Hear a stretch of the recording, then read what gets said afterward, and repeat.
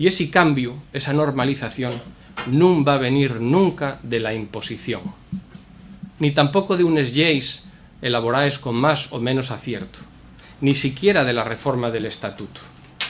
La normalización non va a venir de los otros. La normalización tiene que venir de nosotros. Y non va a venir de los otros porque non podemos esperar nada de aquellos que se empeñen en non ver máis que problemas onde nosotros vemos un futuro abierto.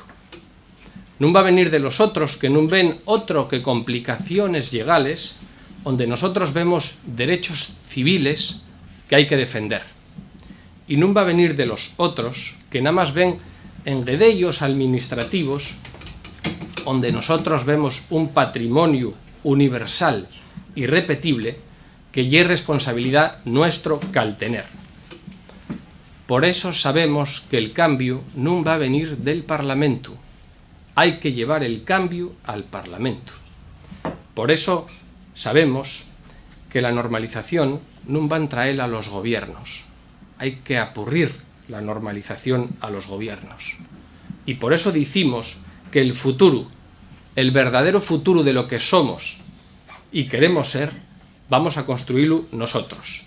El verdadero futuro de nuestro idioma vamos a entamarlo todos los asturianos xuntos. Todos los asturianos xuntos y a comuña.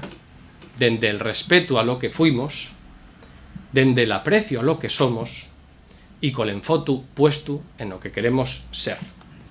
Porque nada más xuntos podemos dar un futuro al nuestro idioma. Sí, podemos. Somos quién. Nada más, muchas gracias.